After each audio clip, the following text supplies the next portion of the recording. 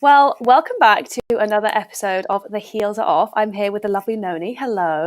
Hello. How are you doing? Honesty? Honesty, always honesty. Okay, so very sort of quick synopsis. I'm in a huge gratitude place. My personal circumstance in terms of accommodation, my slightly introvert behaviours, the fact I have children at home, etc. I'm probably in a better position than a lot. I've got a great amount of work to do. I'm well distracted, but even I now am finding myself exceptionally lacking from the human sort of contact piece. And actually, we were sort of chatting before that. I found myself this week sort of just simultaneously or spontaneously rather bursting into tears and repeating the phrase, I need a cuddle. I need a cuddle. So I am definitely feeling that side of it now. And I think, I just keep sort of, worrying about, I guess, those people for whom they don't have the same circumstances and it's maybe more complicated for them. And it'd be really taking its toll, I think, on everybody now. For sure. I mean, not that anyone was particularly enjoying it in the start, but it did have that kind of novel appeal, didn't it? And everyone was finding fun things to do and absolutely quizzes and isn't this all new and exciting? And I think now everyone's just kind of over it. Well, yeah, I mean, I a lot of the things I'm doing tend to maintain myself. I sort of do a lot of craft and furniture building and things, as you know, and my house is getting more and more scaffolding, industrial steampunk furniture in it. But unfortunately, due to the lockdown, the scaffolding companies that I normally get my stuff from have all shut down at the moment. And so now I've run out of materials, so I can't even distract myself. I can't even build. I can't even build. Well, here's a classic working from home problem. That's my dog barking at the postman in the background. Excellent. A classic. So today, Noni, we're talking all about you. All about Noni. Enjoyable. The Noni Show. The Noni Show. And I feel how I feel about that. Well, you've got some cracking stories. We've heard many a story. So I want to kind of wind the clock back a little bit. Start with mid-20s, early 20s Noni. Where is she? What's she doing? How is life? Start from the beginning. Okay, so I'll go back a little bit further because, looking from where was I in my 20s, there's kind of a lead up to it. So I actually, I matriculated to university rather young. I was 16 when I matriculated, and I actually started a couple of days after my 17th birthday, right on that sort of fast track, high flyer type.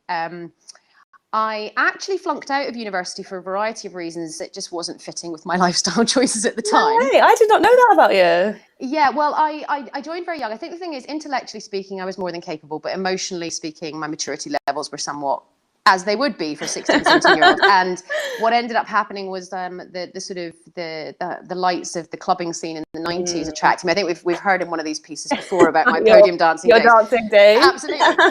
So essentially that attracted me a little bit too much and all that goes with that. And I found myself just not really enjoying the university piece. So I actually paused my degree rather than leaving entirely when I was 18. And I actually never went back to complete it, but I got a series of opportunities in the job environment which prevented me from going back. I didn't really see the point, so my life kind of took a different trajectory.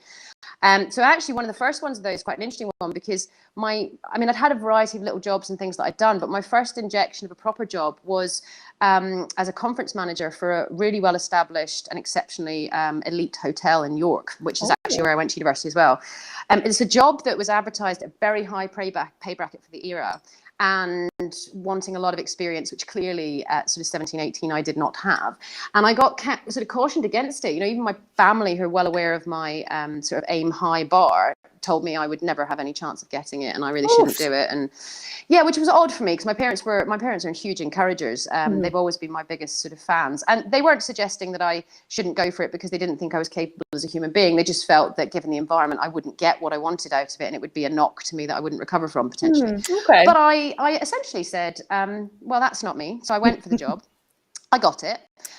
Needless to say, I took a bit of a pay cut because I didn't have the experience or the background, but I took the job. And really interestingly, from there, essentially, I got a series of a combination of headhunting and just natural knock-on effects of where I went. So I kind of went from there to a car phone installation company, but in a higher project management sort of role. I got headhunted from there by a really large mobile phone network provider.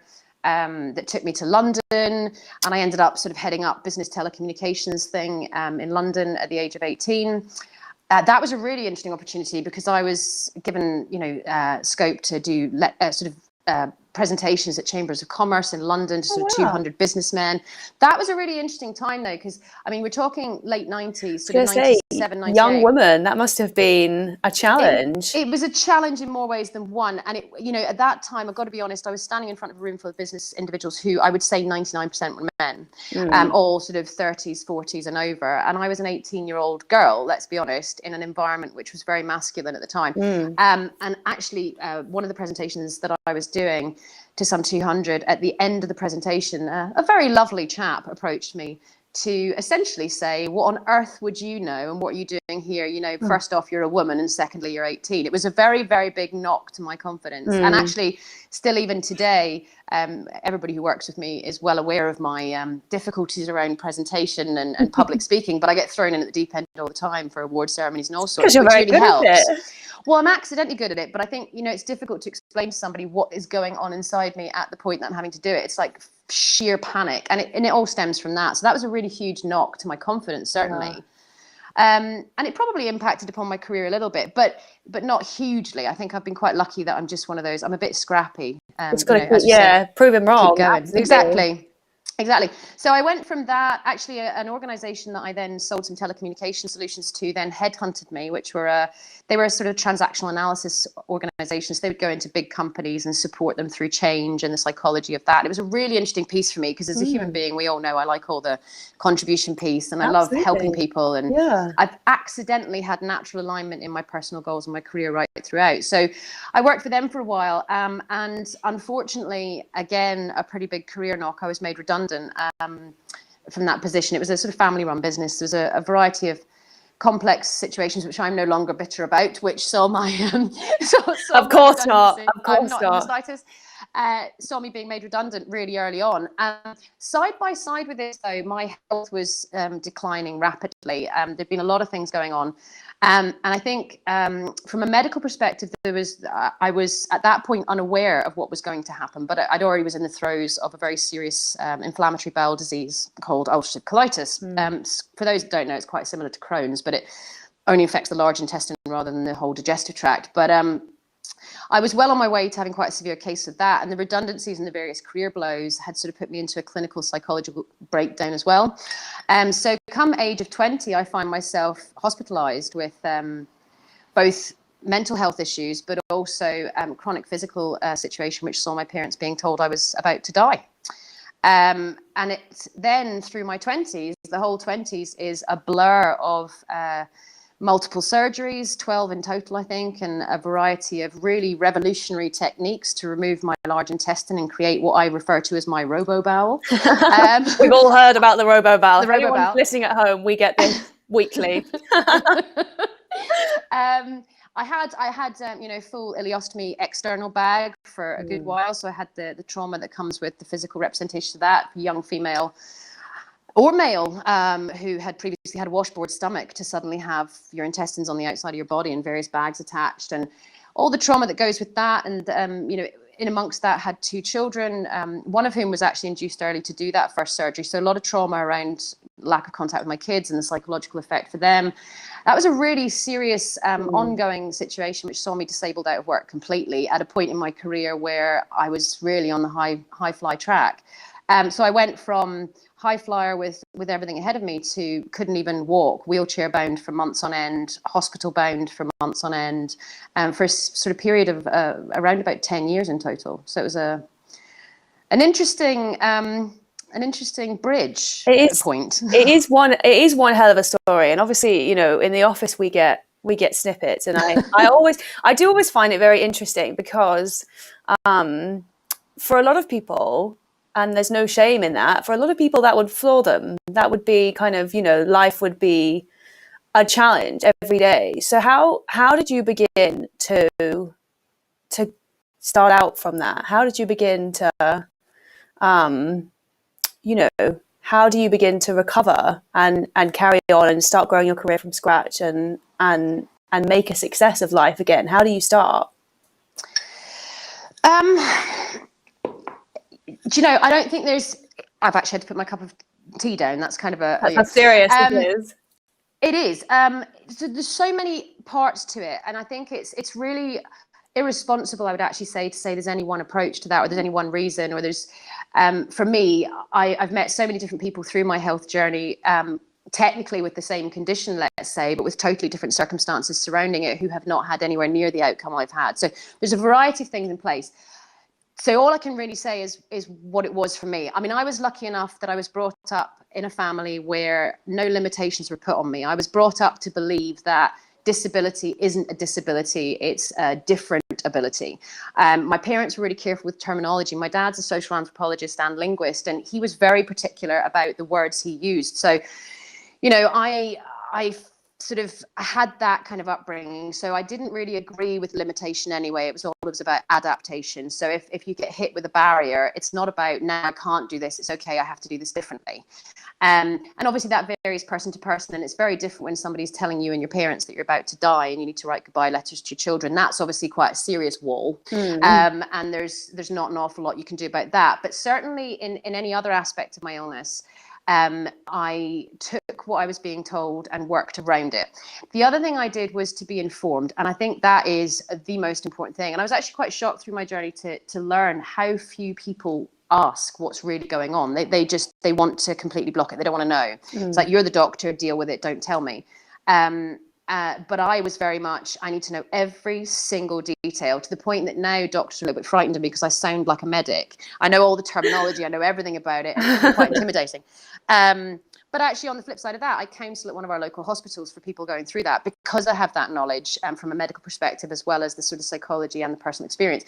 So knowledge was a huge one for me, making myself really, really aware. I mean, I read and watched videos about all the surgeries I was going to go through, so that I was in control of something. And I think that's really important from a mindset perspective. Having some certainty or some control in a situation which is otherwise completely out of your control is really important. At the base of it all, though, for me, is mindset, 100% mindset. So as I say, the terminology, the lack of, like, I don't put those blockers in my space, the disability, the limitation, these are negative words, and I don't think they support in any regard. But also I think this aspect that I've never had a very specific career goal. I've had life goals. So I think people that have a very specific trajectory from their career perspective may well have suffered more in that scenario than me, because I wasn't feeling like something had been taken away from me in a career perspective. Instead, I was looking at it going, okay, my life is completely different to what I thought it was going to look like, but my life goals are quite sort of, they're a bit more general and therefore still attainable. So I suppose I felt less lost to some extent than other people might feel as well. But really, it was all mindset. It was all just a lot to do with how I looked at it, thankfully who I am and naturally as a person, and then putting that into practice and approaching it with that very sort of what I can take control of head, and then taking control of it and doing something about it. That's really all I can say on that one. Had I been a different person without that upbringing, without that mindset, you know, I've met lots of people on the journey who didn't have that, and they really struggled. Of course. And I mean, health and well-being is very topical at the moment. It has been, you know, especially mental well-being. There's been a very important spotlight on it. But, you know, if anyone's been living in a cave and isn't aware, there's a global pandemic going on. And, you know, maintaining individuals' health and well-being and making sure that we're all, you know, in a state to come out of this.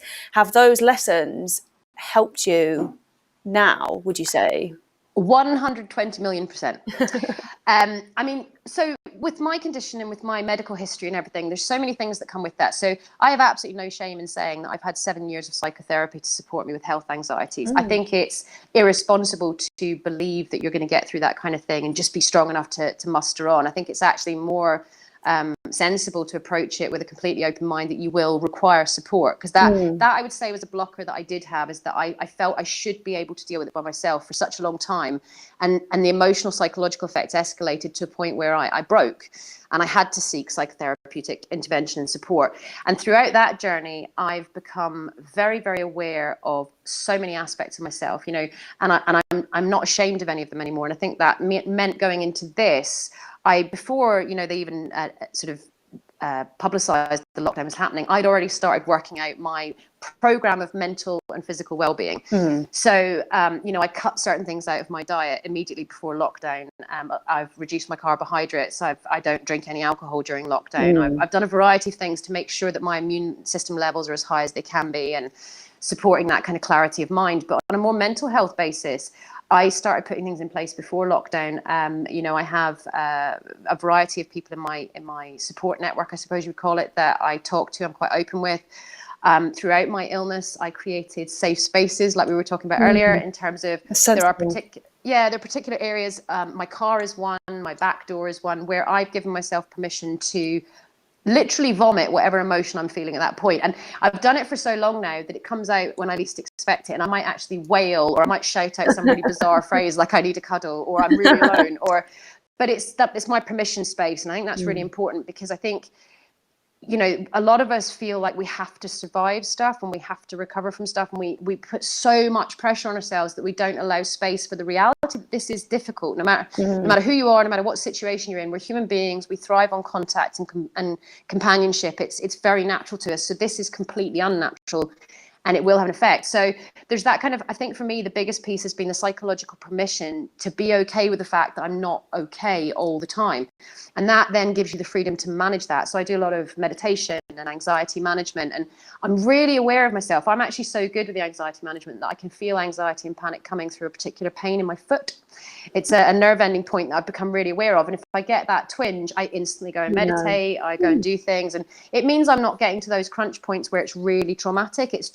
But it is a constant management. And I think it's the permission element, but it's also the awareness element. If you're not allowing yourself to have those moments where you're less than your best, and if you're not, forgiving yourself for it, if you're not managing ahead of time, that's where you're going to have the problems. So I do a lot of that. Yeah, it's so true. Like, we talk about social media a lot. I'm obviously a big fan of social media. I work in marketing. I practically live on social. But social and Instagram is full of people being, how productive am I? Look, my kids are learning. I'm being really fit. I'm doing loads of exercise video. Look how tidy my perfect home office is. And you're like, no, don't need it. No. There's so much like productivity shaming on there. It's driving me mad. So I've pretty much come off social. The thing with that is as well, though, I think that in a lot of cases it's not actually true. I mean, outside looking in, it's largely fiction, and that's because people aren't giving themselves permission to not be as perfectly okay as they think they're supposed to be. And I've actually really not even remotely interacted with social media. I mean, once or twice in lockdown, but actually I found myself I disengaged completely. And the only things that I would really do on social at the moment are to share humor. Is pretty much the only thing I'm sharing on social. Just humor. Joy. Yeah, a little bit of joy. A little bit of joy for everyone. I just want to touch on something else as well that you mentioned in your early story, talking about redundancy. I think we were having a conversation with Sarah the other day about how, redundancy is by no means a reflection on someone's performance. You can get made redundant for 101 reasons, and it's nothing to do with you as an individual. It's not performance related. It's not mentally related, it's not personal, but it does have an enormous effect on your confidence. I myself have been made redundant, and it really knocked me, again, relatively early on in my career. And you do spend a lot of time going, oh my God, I'm never going to get another job. No one's going to hire me. They've seen I've been made redundant. It is a real impact. And again, that's awfully relevant at the moment. There's a lot of people being furloughed. There are unfortunately going to be made redundancies. I don't think the government can save every job. They've said that. So there will be a lot of people who will be feeling similar feelings. What would your advice be, having been through that, to those people? How do they pick themselves up and look to bigger and better things? Well, again, it comes from me being able to say anything is the great wonder of hindsight, because actually for me at the time I took it exceptionally badly. I mean, same. It's pretty much the icing on the cake that led to a psychological breakdown. Because for me as a human being, I'm quite self-critical anyway. And I'm influenced a great deal by people's impressions of me. I don't like, for example, even something simple like if somebody takes a disliking to me for no valid reason, I find that really unjust, and it really seriously affects my personal experience of myself and society and interaction and everything. So At the time, I suffered exceptionally badly, and I really took it very personally as a complete slight on my ability, but not from I wasn't upset with them directly. I was actually more upset that I had failed, and that's exactly how I took it, and it really, really crushed me. So looking back, and everything I've learned in between, and, you know, obviously after that redundancy, I had a brush with, well, not a brush, I had a 10-year fight, which turned into a 20-year experience with a potentially terminal illness. So that's opened my eyes in a lot of different ways. And I'm actually exceptionally grateful for that, because it means that I can now look back and kind of go, right, what's really valuable and what's not. And I think in the case of redundancies, again, the issue is kind of balancing a bit of realism with self-awareness. So the realism is the permission, the acceptance of this is how it's going to affect me, because that's quite natural.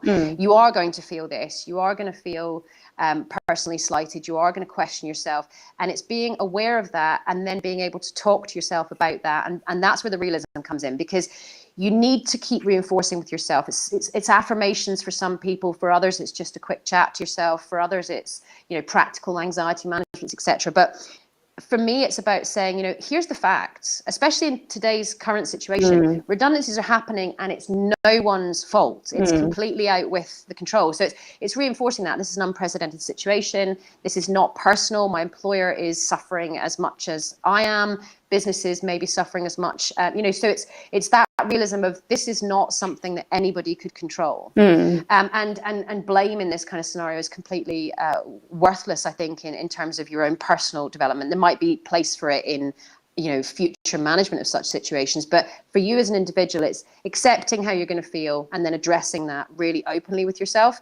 And then comes into place the management elements. So, you know, focusing on your personal well-being, your personal care, and that positivity piece. And it sounds to some a bit airy-fairy, but it really is. It's not simple to do, but it's a simple process. It's like, I need to look after me. That's what's actually important. Constantly telling yourself that you're worthwhile. You're, you know, all of those things. I think that's really the most important thing about that is a reinforcement of the reality of it, but just being aware of how you are going to feel and prepping for it. I think there's a lot of practical things that people can do. You know, if you are furloughed and you have got, or, you know, maybe without employment and you are you're looking to get back to work, you know, you can be learning, you can be, you know, researching online, you can be preparing yourself for employment, you can be, there's practical things that you can be doing. I know when, you know, at the end of that kind of where we left Noni, you decided to start your own business, didn't you? I did, and completely off piste, really. To frame that, when we were talking about terminology in terms of disability and limitation, what happened to me is it was literally a day turnaround. I received my car blue badge from the council, my disabled parking badge, and I don't know whether it's an epiphany or what it was, but it just suddenly came crushing down on me. My improvements in health were exceptional in comparison to what I was told they would be, but they'd stopped. And I couldn't quite work out why they'd stopped. And I was really frustrated by this notion that I had no further to go. And then I got this disability badge from the council. And whilst I had a gratitude for the support, and actually, to be honest, I was on long-term disability benefits, which when you're in that category are perfectly functional benefits. That, you know, it's not a small amount of money. And I could have functioned forever on that. I was given a life's pass to work. So I had no issues. But it still, for me, wasn't the life that I wanted. And I wanted to have more scope out with that to, you know, provide better experiences for my children and things like that. And then this day I get this badge, and it dawned on me that the constant reinforcement from everybody else that I was disabled, this disability allowance, this situation, and I'm not, by the way, I should preface this by saying I'm not suggesting that this is the same for everybody. Absolutely, okay? Yeah. At all. There are some people who are, you know, with limitations, the word is not great, but with a situation where the adaptations around them from society aren't good enough to support them.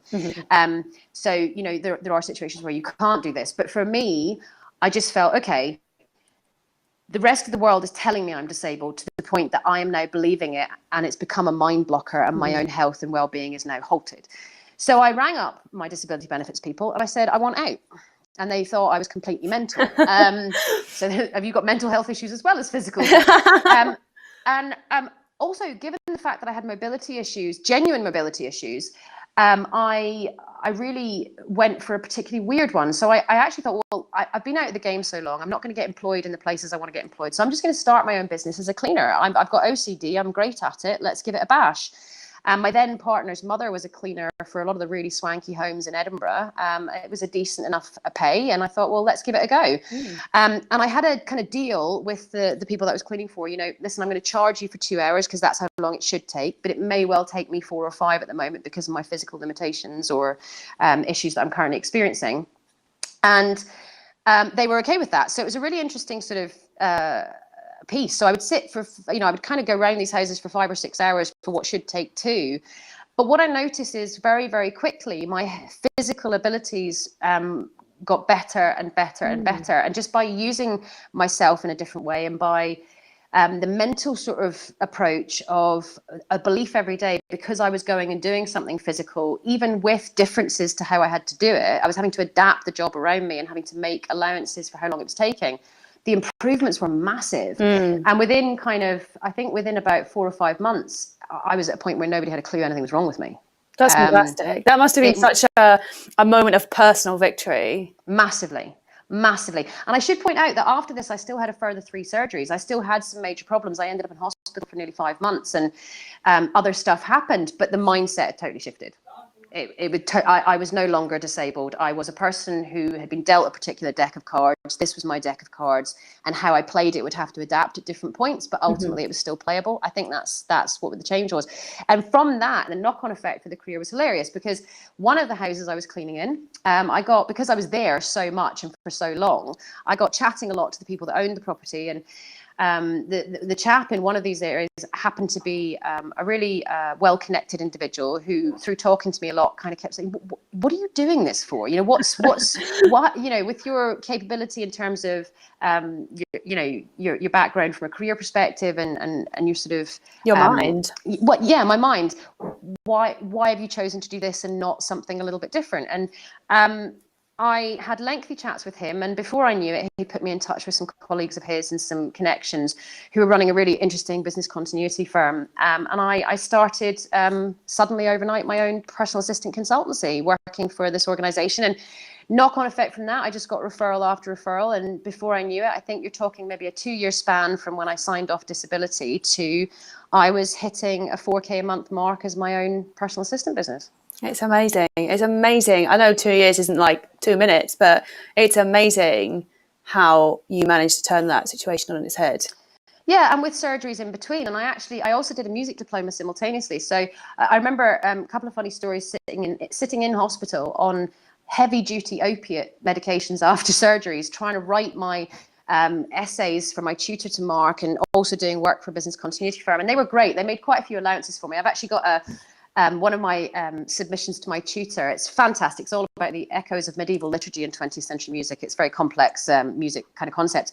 But about halfway through, when I got the submission back, there's a big paragraph circled, which he's just kind of put a note beside it. We haven't included this in our calculations on your marks, because essentially I was clearly on a lot of opiates, and I was talking about a pink elephant called George and his friend who was a giraffe, and it was like proper hallucination. And similar things happened with the company I was working for. There was a couple of times I slipped on KPIs, or I had maybe made some mistakes and things.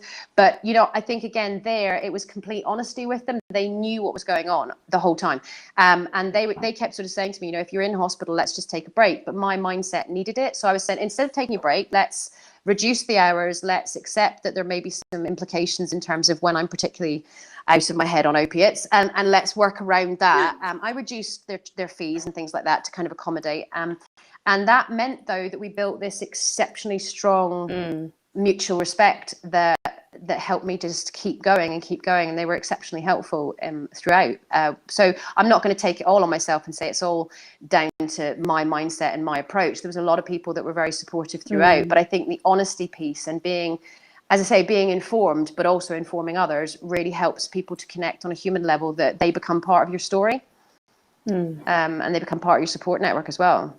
A good support network. I mean, people can do it without one. It's all doable, but a good support network is such a bonus when you're going through any challenge. Even nowadays, people people will be so grateful for the you know, the friends and the family and the colleagues and everything that they can speak to help guide them. I think it's something that we should all be very appreciative of, I suppose. Absolutely. And then you found us. You found Smart PA. Well, interestingly, I had another nasty life experience which brought me to Smart PA. So I have this very successful PA business. I'm doing what I'm doing, but I'd hit capacity. I couldn't work any more hours than I was working. So my earnings were limited to that level. I had no pipeline because I had no time for a pipeline. I couldn't network. And the backlash of the recession hit, and I lost all my clients one by one. And oddly enough, doing their bookkeeping, I kind of knew that long before they did. So it was a little bit of an uncomfortable one for me. But I put my feelers out. I thought, okay, I have to start from scratch, ground zero. But it wasn't. I mean, it was a knock, but I'd been there so many times before, and I think that's I'm a perpetual optimist, and I don't see failure in the way that some people might. Like it's not nowadays, even if I think it's a personal failing of some description, I give myself that realism check, and I'm like, that's just the reality of life. This is how it works. It's not over. You've got that hope. Let's get back to scratch. What do we do now? So I literally put out some CVs to a bunch of different people looking to basically build up my client base again. And I stumbled across Smart PA because obviously when you're searching for all things PA, they're exceptionally transparent and up there and very, I read quite a bit about the organization. In terms of alignment, it just was like a beacon to me. You know, the brand values, the concept, why it started, and also from a practical perspective, because bear in mind, I was a successful self-employed PA. Now, to be honest, I was top of my game. I did consultancy on it as well. It's quite rare to find as many at that successful level because we have these issues of capacity, lack of pipeline, all of that background. And looking at the Smart PA proposition as a whole, and I was thinking every single thing that I didn't have, which would have helped me sustain that crisis, could be found in the Smart PA proposition. You know, had I been with Smart PA, I wouldn't be having this issue now. So there was just so much there. And I fired off a CV and I got some contact back. I think, you know, straight away there was a bit of interest in my backstory. And suddenly I find myself on the phone to our lovely CEO, Andrew Wright, on a video call whilst I believe he was in Spain somewhere. And it was a really interesting call because one of the first things I did, and when I get nervous and I'm in those sorts of scenarios, I tend to project an overconfidence, which sort of protects me. And I started to tell him all the spelling mistakes that I could see on a website page. And I did that in my interview too. And my suggestions of how, and they, you know, they'd all been proofread, but not every proofreader is infallible, you know. So it was looking at, and I would do this way instead of this. So I ended up kind of, I think he was a little bit, I think, well, you know, Andrew, I think he really enjoyed that. You know, he took it as a challenge, and we had such a positive conversation. And then before I knew it, I was moving country because at this point, I should say, I was in Ireland. Now Edinburgh's my hometown. So you were, yeah. I'd contemplated moving back to Edinburgh when everything went a bit wrong because Northern Ireland, certainly at the time, was not really on board with the remote working idea at all. It was a really complex situation. So all of my clients were actually Scottish or English based whilst I was living in Northern Ireland. And I was really struggling to build back up the right business. So I had considered moving. But bear in mind, at this point, I don't know that Smart PA are in Edinburgh. I assume they're a big London firm because they're so global. You sometimes make that assumption that their HQ will be in London. Yeah, of course. So I get offered an opportunity to come and work as a Smart PA, essentially, you know, near head office, supporting with some of their local clients. And I thought, oh, well, this is, it's not going to work now. But I thought, okay, well, where are you based? Because I hadn't actually looked on the website. I don't know why. And then it's, you know, we're in Edinburgh HQ. And I thought, okay, that's the life message. That's a bolt from the blue. So within 4 weeks, I moved. I upped my little family, moved across the waters, landed in July of 2015 and started working on a really interesting project for a local client, which is actually a full revamp, well, actually not even a revamp, a rebuild of a new very high-class jewelers store. So you can imagine being part of the project management team was phenomenal because I was getting to choose gunmetal curtains and crazy stuff. Oh my God, heavenly. Yeah, every so often trying on a Rolex. You know, it was really, really exciting. And obviously I worked, again, because of who I am and my mindset, when something falls in front of me like that seems to make sense, I will go all out to prove myself and to make the best of it. Because I think that's the bit where you have so much control over what you put in. So I put in my everything. And a single mum with kids trying to work in an environment where I couldn't work from home. I was now having to work on site. But the organization was so flexible because of their alignment piece and what they're trying to do. I was only working on site in hours where my children were either in care or at school. And they were very flexible about that. So they worked with me to support a proposition that allowed me to be at home when my kids were at home and be at work when my kids were at school. So, and then, one thing led to another, and suddenly that project came to a close, and I thought, okay, where are we now? And our lovely CEO and MD said, come in-house, lead our training team, with Amazing. your exceptional background and experience, and having been a VA myself, having seen all the pitfalls and really understanding why the proposition is so exceptional. It put me in a perfect position, I guess, to really support people who want to do that, for a career. So essentially, the rest is history, because I've now been with the company. I'll be celebrating my 5-year anniversary in July, hopefully not in lockdown, because I'll be very upset about that. I know, we need a big party for that. That's a big deal. Well, as our CEO is a huge David Bowie fan, I've actually suggested a fancy dress party of musical giants through the ages. So I should be Cyndi Lauper, he should be David Bowie, and you can be whoever you like. I'm so up for that. Who would I be? 80s is a bit preemie. Could I do a Spice Girls thing? That's like late 80s, right? It can be throughout the ages. Throughout the ages rather than the 80s. Oh, so right, okay. Whoever you like, yeah. So, but I just, with my age bracket, Cyndi Lauper is something that jumps out at me. I mean, the only other thing I would be is Kurt Cobain, but I think that might be a bit of a weird one. So Cyndi Lauper's a great shout. I think you'll be able to pull that off. I mean, it is one hell of a story. And I mean, you must look back and just think, you must think, oh my goodness, like what have I achieved? This is something, and it is worth noting that you did that with two small boys. So I've been single mom for 15 years. Yeah, so it's like there's a lot of things to be really proud of. And with parents, I should point out as well, there are perpetual hippies who have never stayed in one place more than 2 seconds. So when we talk about support networks, I've had to be my own support network. My children have been a huge support network to me. My parents are very supportive human beings, but with the distance of living in the States, for example, there's very little they can physically do to help me now.